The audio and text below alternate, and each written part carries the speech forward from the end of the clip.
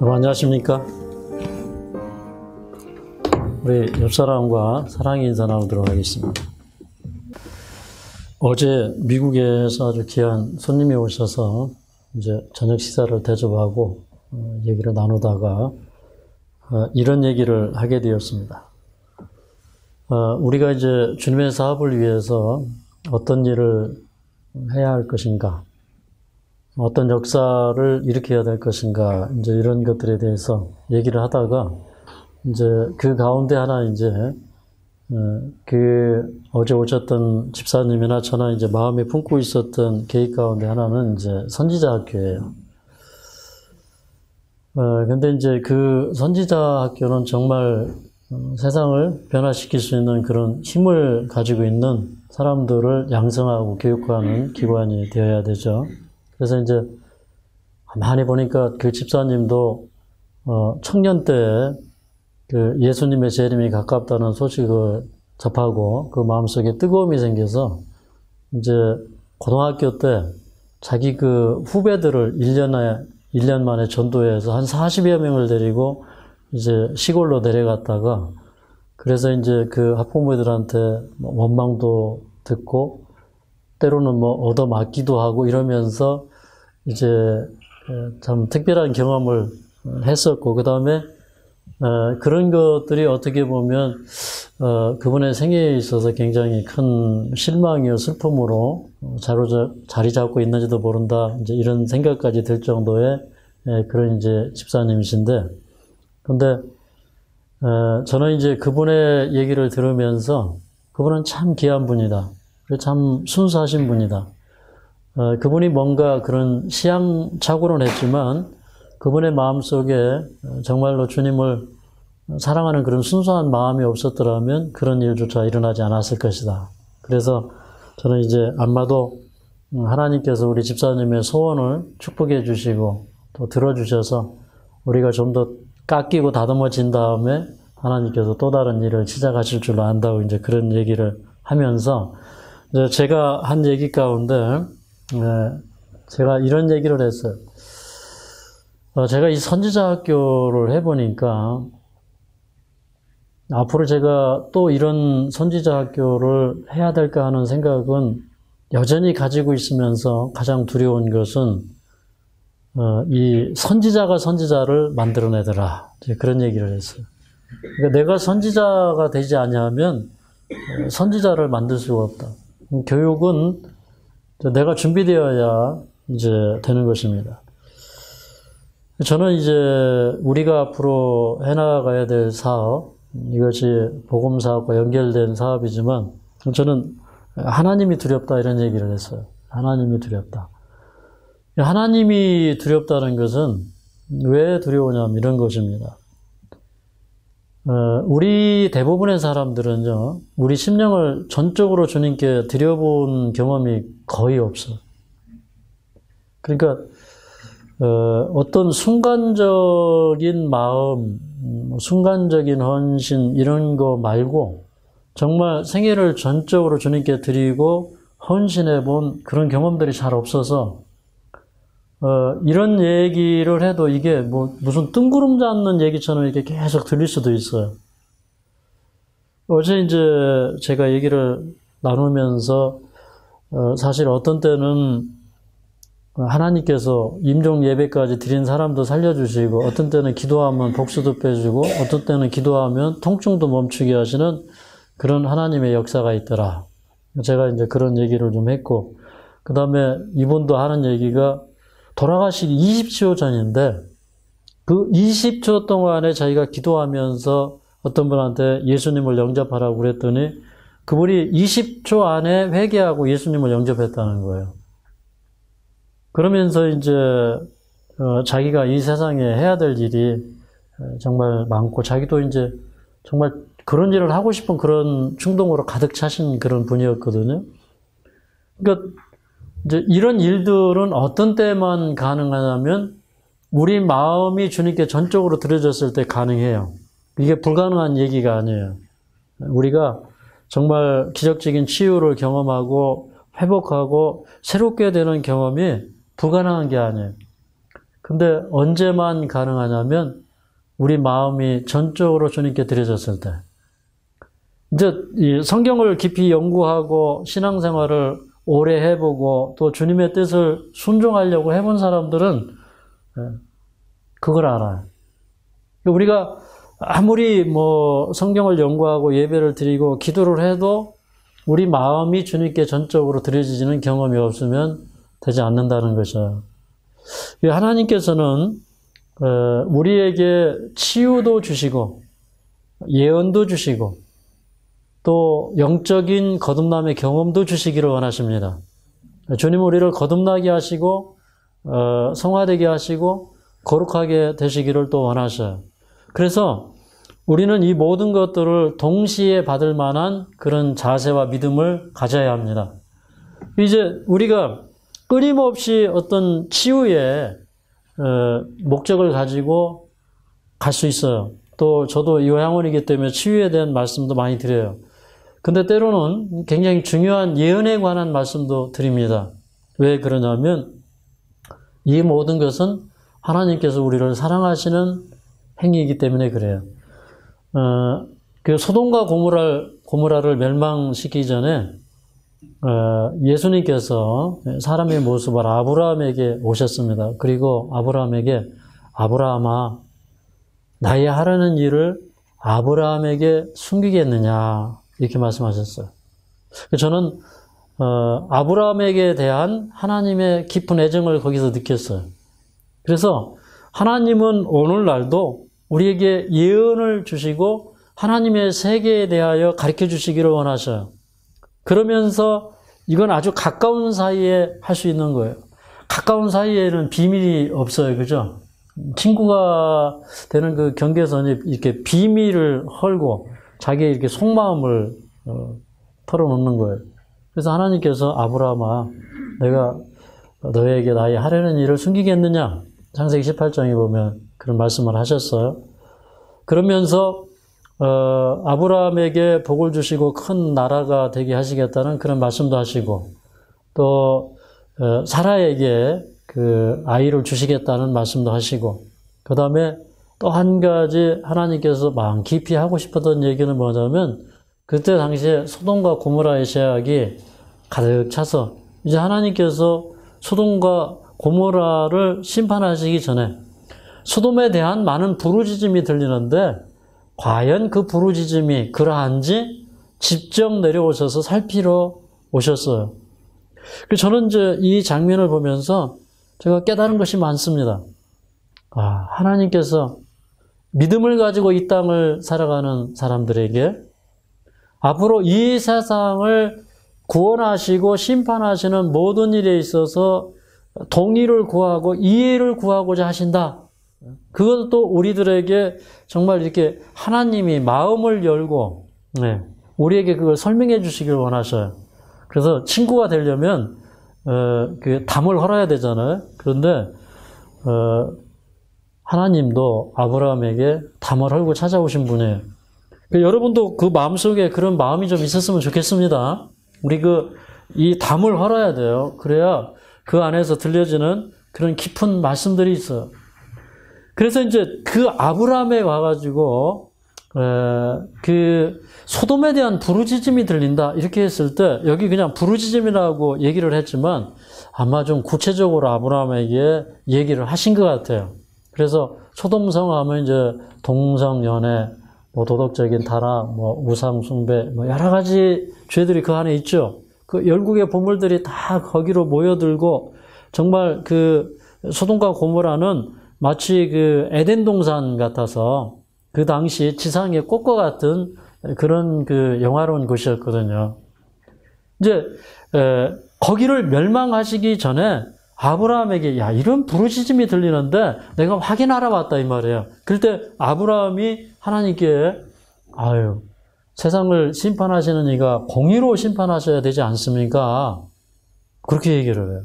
하나님께서 세상을 공의로 다스리셔야죠. 악인과 의인을 함께 멸망시키시면 됩니까? 악인과 의인을 균등히 여기면 됩니까? 이렇게 얘기해요. 그러니까 그만큼 하나님께서 편하게 말씀을 하시기 때문에 아브라함도 그렇게 편하게 얘기할 수 있었던 거죠. 근데 그건 뭐냐면 이런 거예요. 왜 그런 대화를 아브라함에게 하시고 정말 두 천사를 보내어서 그 테스트를 하셨어요. 시험을 하시고 그 다음에 그 달려드는 사람들의 그 눈을 멀게 하고 뭐 이런 그 사건들이 벌어지고 그런데도 회개치 않으니까 그냥 자비의 문은 닫히고 롯의 두 딸과 아내를 이끌어내가지고 그냥 그들 각자 손을 끌어내셔서 구원하시는 이제 그런 장면들을 보면서 이런 메시지 하나하나가 오늘날 우리를 살고 있는 우리들에게 심대한 의미를 준다는 거예요. 그래서 하나님은 하나님이 하시는 일에 대하여 내가 지존자니까 내가 이렇게 하는 것이 곧 법이니까 따르라 이렇게 얘기하시는 게 아니라 하나님은 왜 그렇게 하시는지 재가를 얻으시고 특별히 의인들에게 또 우주의 거민들에게 동의와 재가를 얻어서 이 세상을 구원하고 심판하시는 일을 집행하시는 하나님이시다. 우리가 그걸 알아야 됩니다. 그래서 오늘 제가 요한계시록 5장에 나와 있는 말씀을 이제 중요한 말씀들을 설명하면서 여기 하나님께서 우리에게 주시는 그 놀라운 기별들을 좀 살펴보도록 하겠습니다. 자, 요한계시록 5장 1절부터 5절까지 있는 말씀을 읽도록 하겠습니다. 내가 봄에 보좌에 앉으신 이의 오른손에 책이 있으니 안팎으로 썼고 7 인으로 봉하였더라. 또 봄에 힘있는 천사가 큰 음성으로 외치기를 누가 책을 펴며 그 인을 떼기에 합당하냐 하니 하늘 위에나 땅 위에나 땅 아래에 능히 책을 펴거나 보거나 할 리가 없더라. 이 책을 펴거나 보거나 하기에 합당한 자가 보이지 않기로 내가 크게 울었더니 장로 중에 하나가 내게 말하되 울지 말라. 유대 지파의 사자 다윗의 뿌리가 이기었으니 이 책과 그 7인을 떼시리라 하더라. 저는 이제 제 마음속에 정말 이 세상에 대하여 부르짖고 싶은 그런 말씀들이 있어요. 근데 그 부르짖고 싶은 그 음성 가운데 저는 이 오늘 요한계시록 5장을 통하여 정말 이 세상에 하나님께서 크게 부르짖는 그런 음성을 좀 들려드리고 싶어요. 여기 보면 이제 하나님께서 보좌에 앉아 계시고 그 다음에 그 앉으신 이의 오른손에 7 인으로 봉한 두루마리 책이 있어요. 그런데 여기 보니까 이제 그 보좌에 앉으신 이의 오른손에서 이 두루마리 책을 받아서 이 인을 떼고 또 이것을 펼치면서 거기에 기록된 내용들을 집행할 만한 사람이 없어요.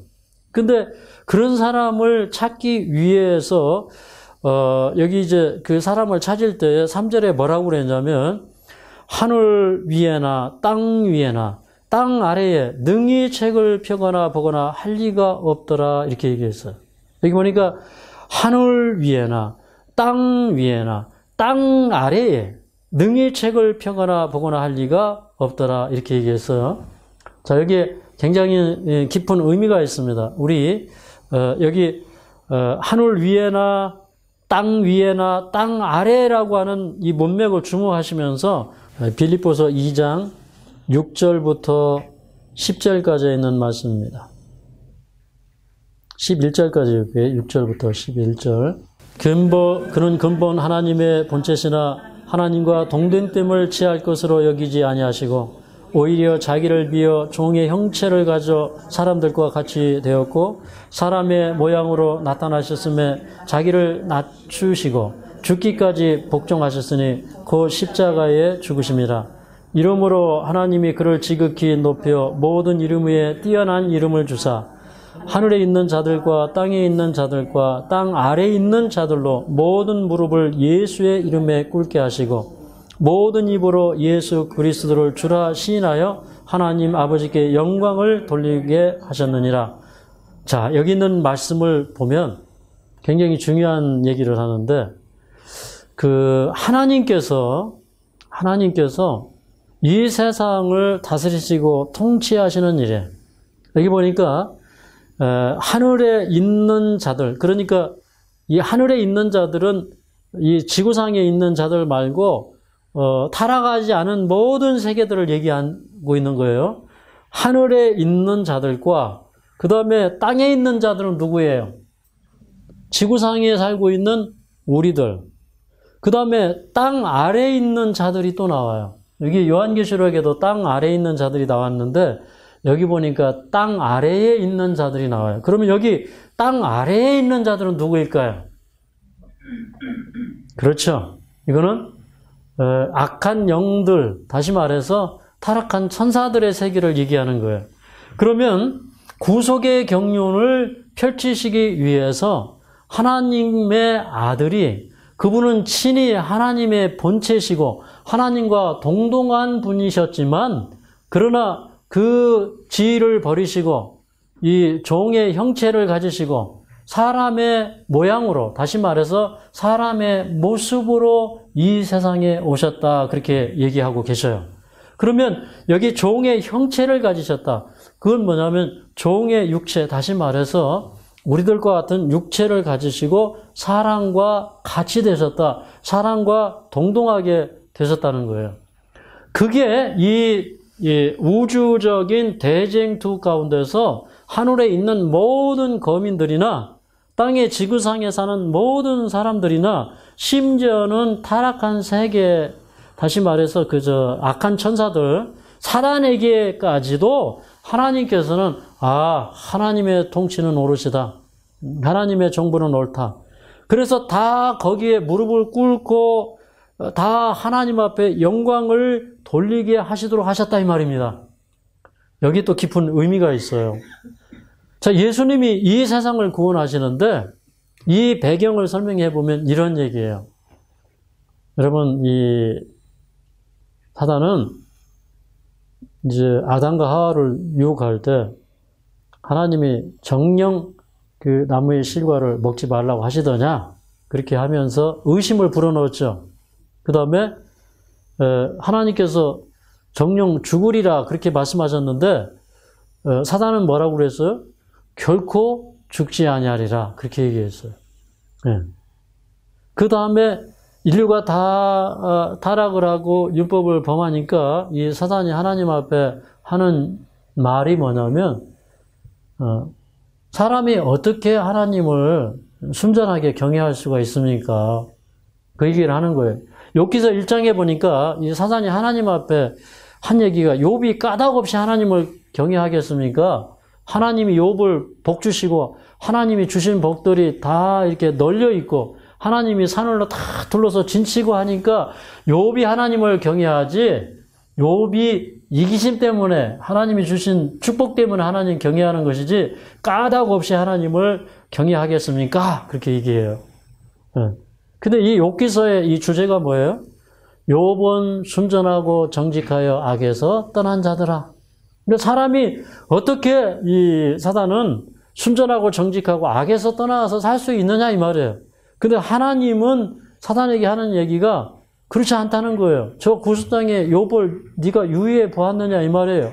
욥은 순전하고 정직해서 악에서 떠난 자라, 이 말이에요. 그러니까 지금 이 사단과 하나님의 사이에 이 벌어지고 있는 이 대쟁투는 뭐냐면, 우리가 과연 하나님의 율법을 지킬 수 있는가? 하나님의 말씀을 순종할 수 있는가? 다시 말해서 인간이 어떻게 죄 안 짓고 살 수 있는가? 그거에 대한 이슈가 지금 이 대쟁투가 되어 있는 거예요.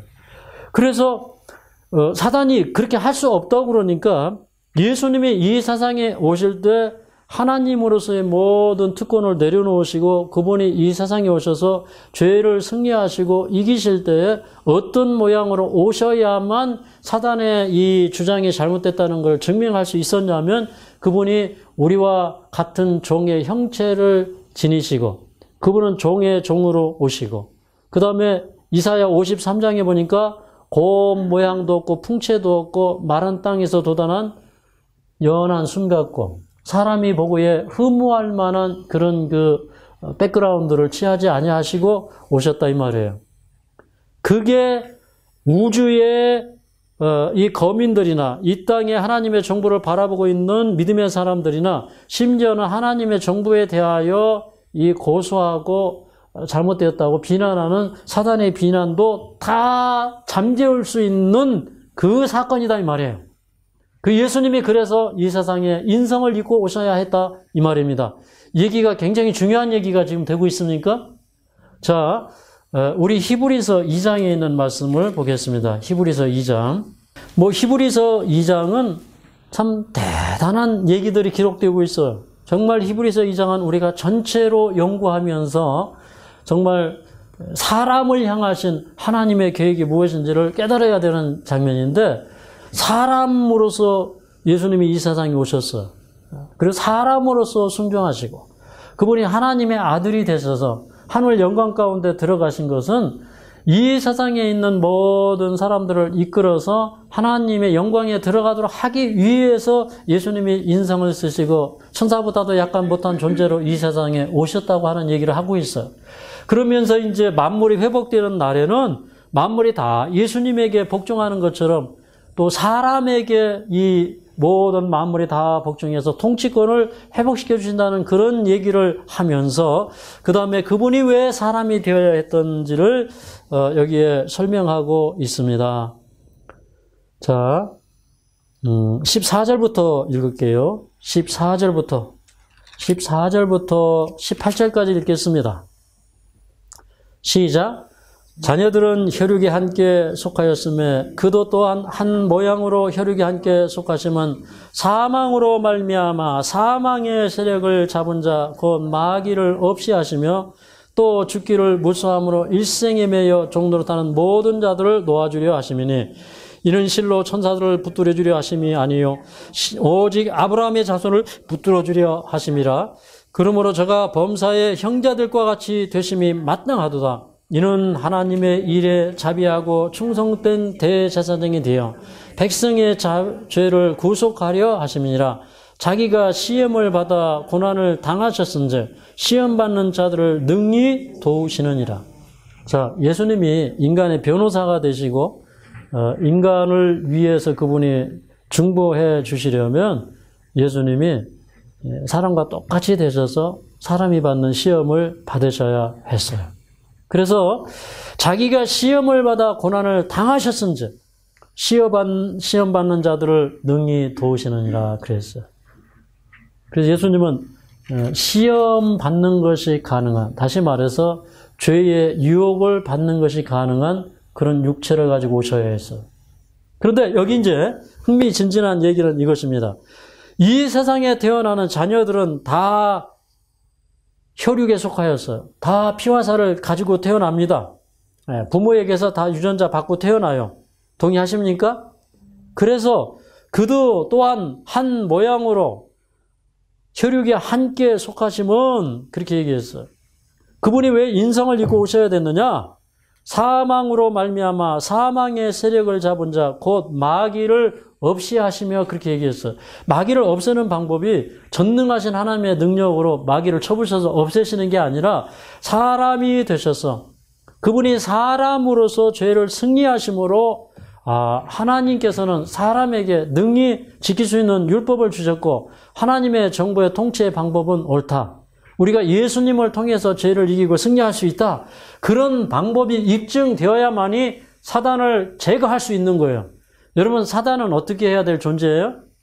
없어져야 돼. 이 우주로부터 정결케 해야 돼요. 사단은 없어야 돼요. 없어야 되는데 그게 뭐냐면 그러기 위해서 예수님은 인성을 입고 오셨다 이 말입니다. 그래서 이제 우리가 예수님 말씀 순종하면 죽을 것 같잖아요. 그죠? 그래서 죽기를 무수함으로 일생에 매여서 종노릇하는 자들을 놓아주려 하심이니라. 아멘입니까? 우리 참 죽기를 무서워해요. 그죠? 과이식 하다가도 갑자기 막 겁이 나는 때가 있고, 자연치유 하다가도 갑자기 사로잡히는 때가 있고, 그렇습니다. 근데 16절에 이렇게 얘기했어요. 이는 실로 천사들을 붙들어 주려 하심이 아니요. 그러니까 천사들을 구원하려 인간으로 오신 게 아니잖아.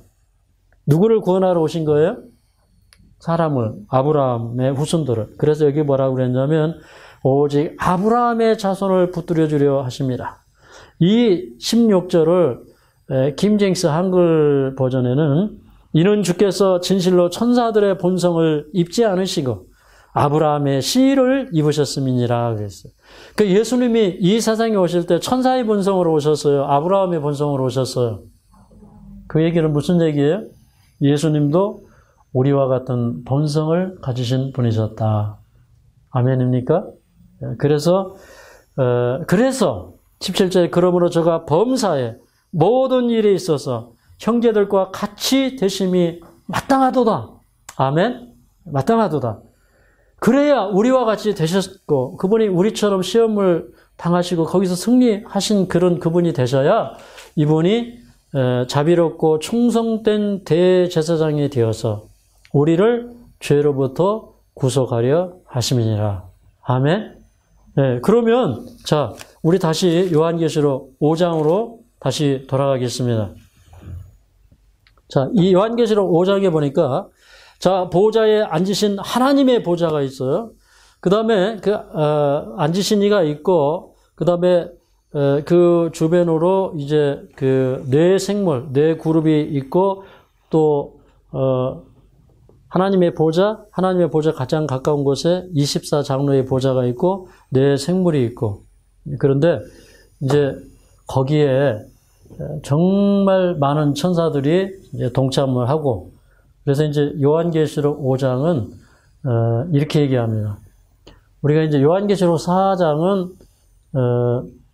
보통은 하나님의 보좌라고 얘기하지만 자세히 뜯어보면은 예수님께서 승천하신 다음에 보좌에 올라 앉으셔서 보좌에 앉아서 통치하는 모습, 예수님의 보좌를 보여드리고, 그 다음에 이어서 이제 요한계시록 5장은 예수님께서 제사장이 되셔서 이제 우리를 구속하시기 위해서 이 구속의 권리증서, 7 민으로 봉한 이 증서를 받으시고 두루마리 책을 받으시고 그 다음에 이제 인간을 구원하기 위해서 그 7인 가운데 첫 번째인, 둘째 번째인, 셋째 번째 이렇게 쭉 인들을 떼가면서 인간 사이에 예수님께서 관여하시면서 구속의 역사를 쭉 펼쳐가는 내용이 나옵니다.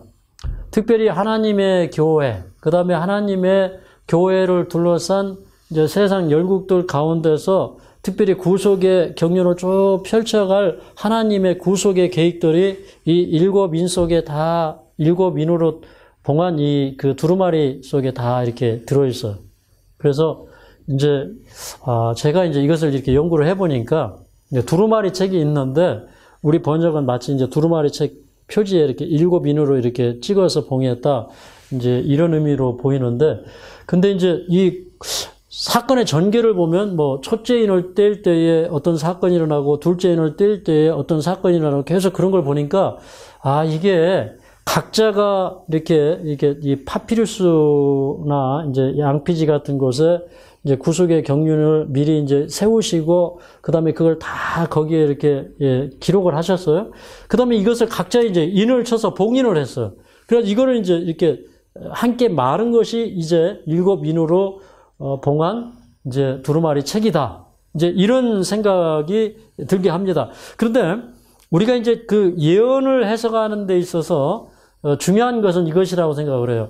이것이 우리에게 어떤 의미가 있느냐? 이것이 우리에게 시사하는 교훈이 뭐냐? 감동이 뭐냐? 근데 그거를 진정으로 느끼지 않으면 사실은 계시록을 아무리 잘 해석해도 소용이 없어. 근데 지금 하나님께서 이 세상을 구원하기 위해서 영세 전부터 하나님의 아들과 세우신 구속의 경륜이 있어요. 근데 그 구속의 경륜 가운데 하나는 무엇이냐면 예수님이 순전하게 인간이 되셔서 인간으로 오셔서 가장 타락한 이 세상에 오셔서 그분이 인간으로서 죄를 승리하고 이김으로 말미암아 그분을 통해서 새롭게 이 구원의 역사가 열리고 다시 말해서 그분을 통해서 하나님의 나라가 열리고 세워지는 거예요. 그것이 구속의 계획 가운데 하나예요. 그러니까 7인으로 봉한 두루마리 가운데는 영원전부터 아버지와 아들 사이에 체결되었던 그 언약의 내용들이 그 안에 기록되어 있는 거예요. 그러면 이제 한 가지 문제가 남아 있어요. 그 문제가 뭐냐면, 자, 예수님이 이 세상에 오셨어요. 예수님이 죄를 완전히 이기고 죄 없는 생애를 사시고 인간으로서 승리하신 것을 여러분 인정하십니까? 여러분 정말로 인정하십니까? 근데 그걸 누가 인정해야 돼요? 그거를 우리 말고 우주 거민들이 다 인정해야 돼요. 맞습니까? 예. 그리고 누구까지도 인정해야 돼요? 저 마귀까지도 다 인정을 해야 돼요. 그러니까 이제 이 왕의 그 제사장으로서의 서임식이에요. 이렇게 제사장 서임식. 여러분 즉위식과 서임식은 달라요. 이 즉위식은 뭐냐면 그 왕을 세울 때 뭐 기름 붓는 예식이 있고 정말 그 자리에 딱 그때부터 이제 그 왕의 일이 시작이 되는 거예요. 근데 이제 그 서임식이라고 하는 건 뭐냐면 여기는 이제 왕의 그 서임식이 아니라 제사장의 서임식을 얘기하는데 이미 예수님은 4장에 보니까 왕으로서 앉아 계시고 그 다음에 사실은 예수님은 이미 제사장이셔요. 여러분 우리가 요한계시록 1장에 보니까 예수님이 세마포 옷을 입고 가슴에 정금띠를 띠고 그 다음에 7 촛대 사이에 거니시는 제사장으로서의 모습을 보여주었어요. 어쩌면 그 표현은 이제 성소 촛대, 7 촛대 사이에 거니시는 그 예수님. 이미 그분은 제사장으로서 봉사하고 계셔요. 예. 근데 이제 그러니까 봉사하고 계신다는 그런 표현보다는 이미 그분은 사실은 제사장이셔요. 예. 그런데 이건 뭐냐면 이제 이런 의미가 있는 거예요. 자, 이제 예수님께서 이 제사장으로서 일을 시작하시려면 온 우주가 예수님은 정말로 이기셨고 정말로 승리하셨습니다. 이걸 인정을 해줘야 돼요. 왜 그러냐? 하나님께서 이 세상을 움직이시는 방법이 뭐냐면 이 지상에 있는 사람들이나 하늘에 있는 사람들이나 심지어는 사단에게까지 다 하나님이 하시는 일이 옳고 선하다고 하는 인정을 얻으시는 방법으로 합당한 방법으로 예수님은 통치하신다 이 말입니다. 네. 그래서 이 인을 떼기에도 누가 이 인을 떼기에 합당하냐라고 하는 이 동의를 우주의 거민들에게 구하는 거예요. 근데 그 합당한 사람을 찾아보니까 아이고 이게 없어요. 어디에도 없어요. 하늘 위에도 없고 천사들도 안 되고 그 다음에 땅 위에 있는 사람들 유명한 뭐 이런 선지자들 제사장들 다 이렇게 심사를 해보는 거예요. 있어요 없어요. 모세 탈락. 엘리야 탈락. 엘리야도 잘 나가다가 막 그냥 그 이세벨에게 막 도망치고 그죠. 36개 주랭랑 치고. 모세도 잘 나가다가 그냥 내가 이 반석에서 물을 내랴. 아유 다 실패했어. 그 다음에 뭐 땅 아래 뭐 존재자들 보니까 저 타락한 그룹에 있어요 없어요? 없어요. 그래가지고 요한이 이게 크게 울었어요. 근데 이게 사실은 누가 책을 펴며 그 인을 떼기에 합당하냐? 이 음성은 2절에 보면 힘 있는 천사가 큰 음성으로 외쳤다 이렇게 얘기했어요. 그러니까 천사장이 큰 음성으로 하늘에 외쳐서 다 주목시키고 다 이 사건에 관해서 사람들이 알도록 한 거예요. 그러니까 우리도 알아야 될까요? 네. 근데 없어. 근데 이 요한이 그래서 울었는데 울 때 5절에 이렇게 얘기합니다. 자, 5절 우리가 읽었지만 다시 한번 읽겠습니다. 시작. 장로 중에 하나가 내게 말하되 울지 말라. 유다 지파의 사자 다윗의 뿌리가 이기었으니 이 책과 그 7인을 떼시리라 하더라. 자, 이제 답이 나온 거예요. 자, 여러분은 이제 우리가 배경 공부를 했기 때문에 이 말이 무슨 말인지 여러분은 딱 이해하시는 분은 지금 얼굴에 흐뭇한 미소가 탁 떠올랐어요. 자, 왜 그러냐면 예수님이 하나님으로서 이겨야 돼요? 사람으로서 이겨야 돼요? 사람으로서 이겨야 돼요. 이게 구속의 경륜이 그렇게 펼쳐져야 하는 게 왜? 이건 누구를 구원하는 일이에요? 사람을 구원하는 일이에요. 그래서 유다 지파의 사자 그렇게 얘기했어요. 그러니까 예수님은 그 우리 이사야 11장 1절 10절을 읽어보면 예수님은 이새의 뿌리에서 돋아난 싹이고 줄기라고 얘기하고 있어요. 그분은 이새의 뿌리에서 나오시는 분이라고 얘기했어요. 그러니까 이새의 아들이 누구예요? 다윗. 그러니까 예수님은 다윗의 뿌리다 이 말이에요. 네.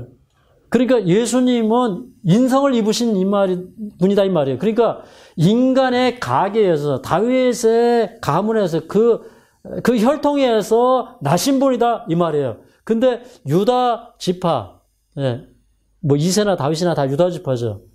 유다 지파의 사자 그렇게 얘기했어요. 뭐 창세기 49장 9절 10절을 보면 그 유다 지파는 뭐에 묘사되어 있냐면 숫사자로 상징되어 있죠. 숫사자, 사자로 상징되어 있어요. 그 다음에 그 유다 지파에서 평화를 가져오는 자 실로가 오실 것을 얘기했어요. 그 실로는 누구예요? 메시아. 그래서 그 구약에서 예언했던 대로 예수님은 유다 지파에, 다시 말해서 유다 혈통의 메시아, 사자로서 오신 분이고, 그 다음에 그분은 또 뭐라고 했냐면 누가 이겼다 그랬어요? 다윗의 뿌리가 이겼다 이렇게 얘기했어요. 그러니까 다윗의 뿌리라는 건 뭐예요? 다윗의 그 후손에서, 그 혈통에서 나오신 그분이 인간으로서 흠없는 생애를 사시고 죄를 승리했다 이 말입니다. 아멘. 그래서 예수님은 이거를 미리 예견을 하셨어요. 우리 요한복음으로 가겠습니다. 요한복음. 자, 요한복음 12장 31절과 32절에 있는 말씀을 읽도록 하겠습니다. 요한복음 12장 31절, 32절. 이제 이 세상의 심판이 이르렀으니 이 세상 임금이 쫓겨나리라. 내가 땅에서 들리면 모든 사람을 내게로 이끌겠노라. 자, 그러면 예수님이 이 세상에 오신 게 사실 마귀를 없이 하기 위해서 이 세상에 오셨어요. 이제 예수님이 이 세상 임금이 저 하늘 우주에 접근하지 못하도록 이렇게 쫓아내는 일을 하시고, 그래서 사단은 이제 더 이상 하늘에 접근할 수 없게 되고, 그 다음에 이제 이 사단이 자기 때가 얼마 못된 줄을 알고 땅으로 내려가서 하나님의 계명과 예수의 증거를 가진 자들을 죽이려고, 그들과 더불어 싸우려고 이 땅에서 이렇게 활동을 하지만, 그러나 결국에 예수님의 십자가는 이 세상 임금을 심판하고 내어 쫓는 일을 이루시는 일이었어요. 그러면서 뭐라고 하냐면 내가 땅에서 들리면 모든 사람을 내게로 이끌겠노라 이렇게 얘기했어요. 그럼 예수님이 땅에서 들리는 게 뭐예요? 십자가예요. 그럼 예수님이 십자가에서 승리하시는 거예요. 그걸 곧 죄로부터의 승리요. 인간에 대한 구원의 길을 열어놓으신 거예요. 그러면 모든 사람이 예수님처럼 죄를 승리하고 이기면 사탄이 어떻게 될까요? 추방당하는 거예요. 맞습니까? 자, 여기 요한복음 14장 30절에 있는 말씀을 보겠습니다. 요한복음 14장 30절. 자, 30절 있습니다. 시작. 이후에는 내가 너희와 말을 많이 하지 아니하리니 이 세상 임금이 오겠습니다. 그러나 저는 내게 관계할 것이 없으니. 자, 예수님께서 이제 십자가에 달려 돌아가시기 전에 하신 말씀이 십자가는 결국 사단을 심판하고 쫓아내는 일이에요. 그걸 이루실 일이에요. 그래서 사실 이제 사단은 그 십자가로 심판을 이미 받았어요. 그런데 뭐라고 했냐면 이제 이 세상 임금이 오겠다는 거예요. 누구에게 와요? 예수님에게 달라붙었던 그 마귀가 이제는 예수님을 믿는 사람들에게 달라붙어서 그들을 유혹하고 타락하려고 그래요. 근데 예수님이 뭐라고 했냐면 그 마귀가 나한테 오겠지만 그러나 나는 저와 관계할 것이 없다고 그랬어요. 여러분, 그 마귀가 예를 들어서 예수님에게 흠을 잡아보려고 하고 예수님을 죄짓게 유혹을 했지만 예수님이 잘못한 걸 찾을 수 있었어요? 없었어요? 없었어요. 그러면 예수님을 따라 난 사람들에게 마귀가 와가지고 이렇게 시험을 하고 유혹을 하는데 많은 사람들이 그 시험에 빠지기도 하고 걸려 넘어지기도 하죠. 그런데 최종적으로 승리하는 하나님의 백성들은 그 마귀와 상관이 있을까요? 없을까요? 네. 히브리서 9장 28절에 죄와 상관없는 자들을 데리러 오시리라 그렇게 말씀하셨죠. 네. 그래서 자, 여기 요한계시록 12장으로 가겠습니다. 요한계시록 12장. 자, 10절부터 12절까지 있는 말씀 읽을까요? 자, 10절부터 12절. 시작. 내가 또 들으니 하늘에 큰 음성이 있어 가로되 이제 우리 하나님의 구원과 능력과 나라와 또 그의 그리스도의 권세가 이루었으니 우리 형제들을 참수하던 자, 곧 우리 하나님 앞에서 밤낮 참수하던 자가 쫓겨났고 또 여러 형제가 어린 양의 피와 자기의 증거하는 말을 인하여 저를 이기었으니 그들은 죽기까지 자기 생명을 아끼지 아니하였도다. 그러므로 하늘과 그 가운데 거하는 자들은 즐거워하라. 그러나 땅과 바다는 화 있을진저 마귀가 자기의 때가 얼마 못된 줄 알므로 크게 분내어 너희에게 내려갔음이라 하더라. 자, 10절을 보니까 하늘에 큰 음성이 있어서 큰 찬양이 이루어졌는데 예수님이 십자가에서 다 이루었다라고 돌아가시는 순간에 하늘은 승리의 함성을 불렀어요. 이제 우리 하나님의 구원과 능력과 나라가 임하는도다. 사단의 나라는 심판을 받고 그때부터 깨어지기 시작했어요. 그런데 이제 예수님이 죄를 이겼는데 이제 사단이 이렇게 얘기해요. 예수님은 예수님이 신성으로 죄를 이겼지 예수님이 우리와 같은 줄 알아? 너희는 죄를 절대 이길 수 없어. 이렇게 얘기를 해요. 지금도 사단은 그렇게 얘기해요. 그런데 이번에는 누가 이길 죄래요? 우리가 이길 죄예요. 그래서 여기 뭐라고 하냐면 또 여러 형제가 어린 양의 피와 자기의 증거하는 말을 인하여 마귀를 이기었으니 그들은 죽기까지 자기 생명을 아끼지 아니하였도다. 예수님이 이후로는 세상 임금이 오는데 나하고 상관할 것이 없다 이렇게 얘기하셨어요. 예수님에게 붙었던 마귀가 누구에게 가는 거예요? 우리한테 오는 거예요. 근데 우리가 이겨버리는 거예요. 아멘입니까? 그러니까 마귀가 큰일 났어요. 그래서 뭐라고 그랬냐면 그러므로 하늘과 그 가운데 거하는 자들은 즐거워하라. 하늘과 그 가운데 거하는 자들은 다 즐거워요. 우리도 사실은 거기에 거하는 자들이에요. 그럼 우리는 다 즐거워요. 근데 마귀는 큰일 났어요. 땅과 바다는 화 있을진저 마귀는 자기의 때가 얼마 못된 줄을 알고 크게 분내어 너희에게 내려갔음이니라. 사단이 더 한 번 마지막 싸움을 이겨보려고 하는데 사단이 이길까요? 질까요? 저요. 그래서 결국에는 사단은 누구한테 쫓겨납니까? 우리한테 쫓겨나요. 여러분도 어쩌면 그렇게 지혜롭게 잘 깨달으십니까? 중국말로는 한 총명. 아주 총명하다. 이런 뜻입니다. 이런 게 뭐냐면 요한계시록 5장의 배경이에요. 그러니까 유다 지파의 사자 다윗의 뿌리가 이기었다. 여기 요한계시록 5장으로 다시 돌아가 보니까 그 얘기를 하면서 그래서 예수님은 이제 인간으로서 이기셨기 때문에 인간을 구원하시는 일을 위하여 그분이 구속의 권리 증서를 받으시고 인간을 구원하시는 일을 시작을 하시는 거예요. 그러면서 여기 이제 요한계시록 5장 6절부터 있는 말씀을 좀 읽으면서 간략간략하게 설명을 하고 마치도록 하겠습니다. 자, 6절부터 있는 말씀, 5장 6절. 내가 또 보니 보좌와 네 생물과 장로들 사이에 어린 양이 있었는데, 이제 이 상상을 하셔야 돼요. 지금 하나님의 보좌가 있고, 그 다음에 그 네 그룹이 거기에 있고, 근데 이 네 생물이라고 하지만 사실은 이게 어제 우리가 살펴봤잖아요. 하나님의 보좌에 천천만만의 천사들, 정말 어마어마한 그 하나님의 정부가 거기 있는 것입니다. 그 다음에 또 장로들이 있는데 24장로들이 있는데 사이에 어린 양이 섰는데 그랬는데 사이라고 했지만 사실은 한 중앙에 어린 양이 계시는 거예요. 그 다음에 일찍 죽임을 당한 것 같더라 그랬어. 보니까 여기 지금 이제 예수님이시지만 상징적으로 어린 양처럼 묘사를 했어요. 우리를 위해서 죽임을 당한 어린 양이시죠. 희생당하신 어린 양. 그 다음에 근데 7뿔과 7눈이 있으니 그렇게 얘기했어. 그러니까 여기 어린 양인데 이 양의 뿔이 몇이더라?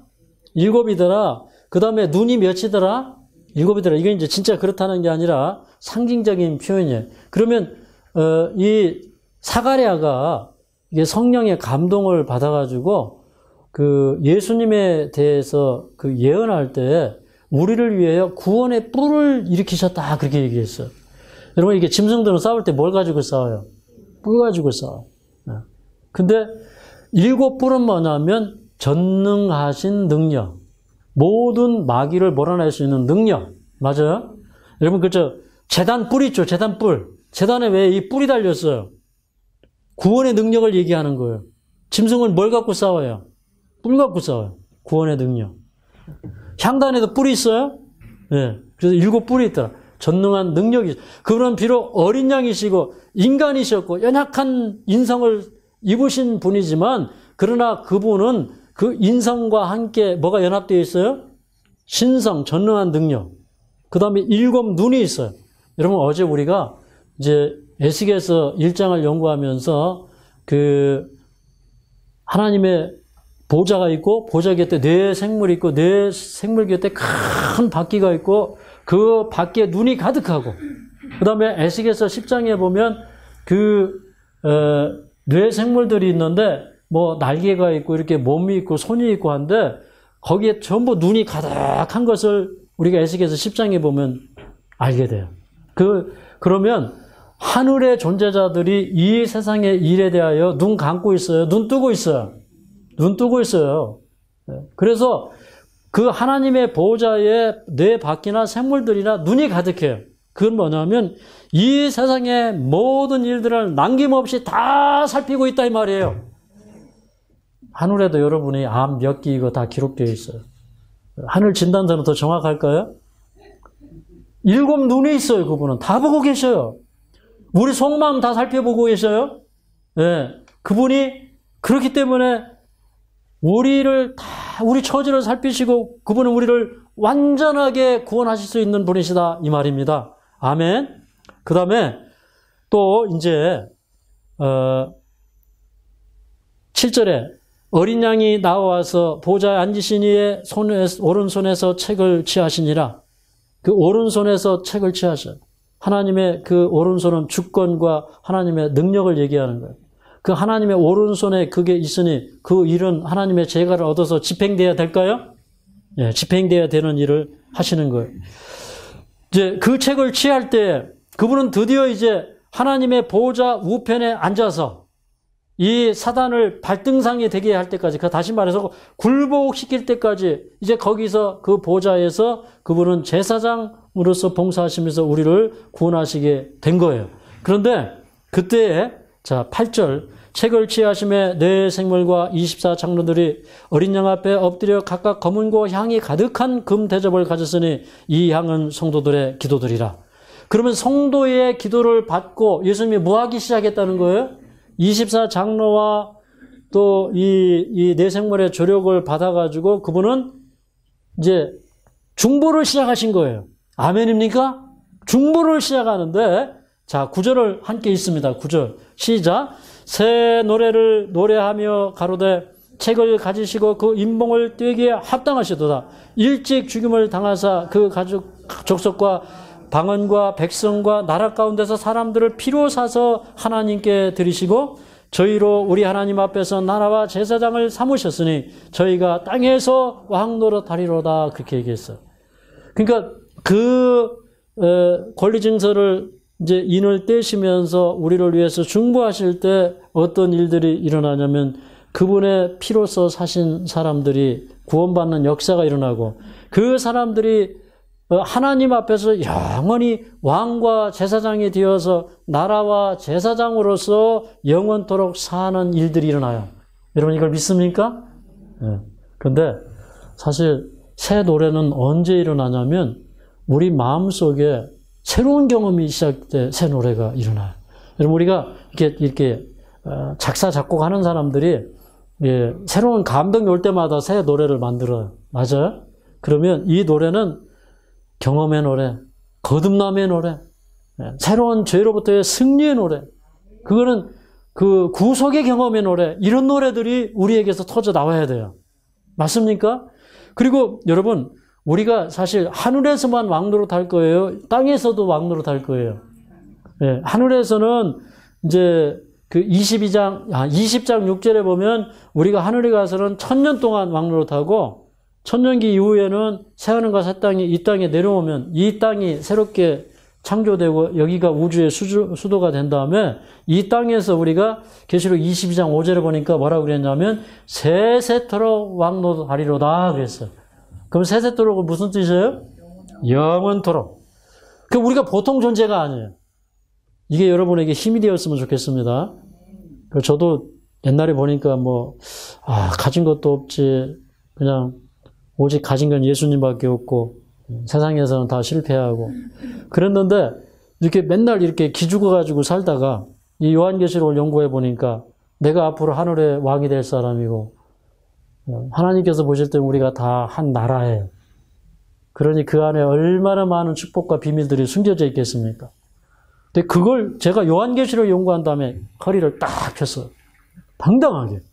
기도도 제가 이렇게 기도했어요. 하나님, 제가 오늘 하늘의 왕이 되실 분을 만나러 가는데 우리 왕들의 총회에 주님 함께 해주십시오. 진짜 그런 기도가 나와요. 근데 그분이 임종 예배까지 드렸던 분인데 진짜 살아났다 이 말이에요. 네. 그러니까 막 가슴이 펴지는 거예요. 소망이 생기는 거예요. 이게 계시록의 이 약속이 이 세상에 소망이 없는 사람이 하늘의 소망을 갖게 되는 거예요. 그 다음에 이제 11절.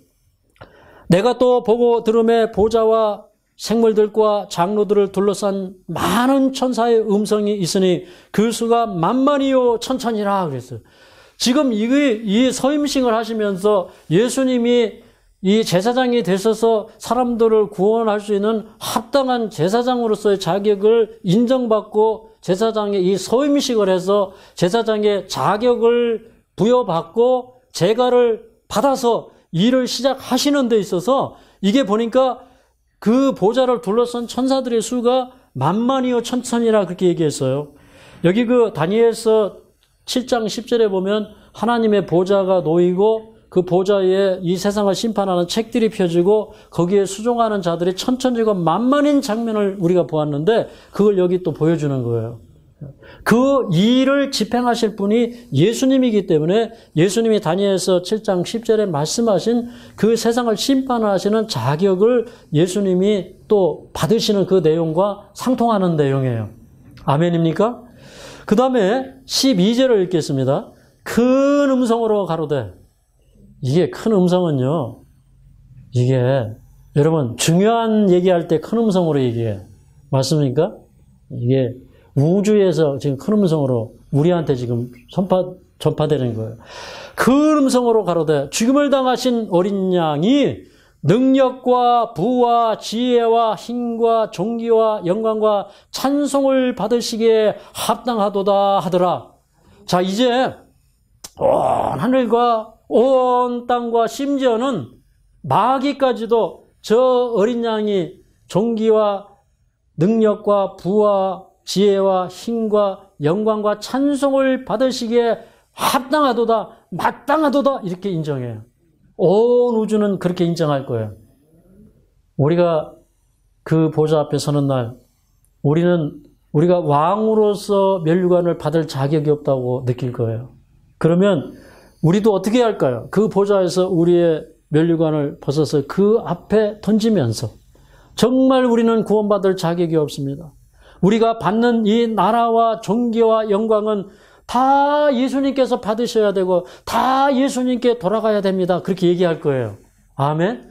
그래서 이제 그 제사장 노릇이 끝나고 세상을 심판하는 이 역할이 끝나면 이제 다니엘서 7장 14절에 권세와 영광과 나라가 그 성도들에게 돌아가는 것을 얘기했거든요. 그러면 예수님에게 돌아가는 그 능력과 부와 지혜와 힘과 존귀와 영광 이런 것들에 우리가 함께 참여하는 자들이 되는 것입니다. 그래서 예수님 뭐라고 했어요? 이기는 자들에게는 내가 이기고 아버지 보좌에 앉은 것과 같이 너희도 내 보좌에 함께 앉게 하여 주리라 말씀하셨어요. 이것을 믿습니까? 네, 그래서 오늘 이제 요한계시록 5장을 보면서 우리 속에 계속 이런 부르짖음이 일어나야 되는데 예수님이 이 땅에 오셔서 정말 인간이 되셔서 우리를 구원하시고자 했던 것은 정말 우리를 구원하시기 위한 목적이 있었다는 거예요. 우리를 구원하시기 위해서 그분은 사람처럼 되셨어요. 왜 그러냐면 그분이 하나님으로서 이 세상에 오셨더라면 우리가 죄를 승리할 수 있다고 믿지 않을 거예요. 그러나 예수님이 이 세상에 오셔서 모든 인간들이 당하는 시련을 당하시고 정말 히브리서 4장에 있는 말씀처럼 우리 히브리서 4장을 한 절 읽겠습니다. 15절 신약성경 356쪽입니다. 제가 읽겠습니다. 우리에게 있는 대제사장은 우리 연약함을 채울하지 아니하는 자가 아니요 모든 일에 우리와 한결같이 시험을 받은 자로되 죄는 없으시니라. 아멘. 그 다음에 16절에 그러므로 우리가 긍휼하심을 받고 때를 따라 돕는 은혜를 얻기 위하여 은혜의 보좌 앞에 담대히 나아갈 것이니라. 아멘. 네. 여러분 꼭 승리하시기 바랍니다. 찬송하겠습니다. 620장입니다.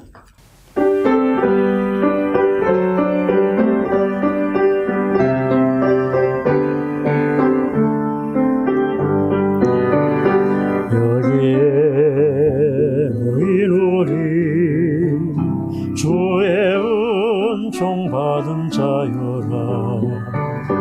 주께서 이 자리에 함께 계심을 아노라. 언제나 주님만을 찬양하며 따라가리니 시험을 당할 때도 함께 계심을 믿노라. 이 믿음 더 굳세라. 주가 지켜주신다. 어두운 밤에도 주의 밝은 빛 인도하여 주신다. 여기에 모인 우리 사랑받는 주의 자녀라. 주께서 뜻하신 바 우리 통해 펴지신다. 고통과 슬픔 중에 또 주님 의지하오니 어려움 이겨내고 주님도 찬양하라. 이 믿음 더 굳세라. 주가 지켜주신다. 어두운 밤에도 주의 밝은 빛 인도하여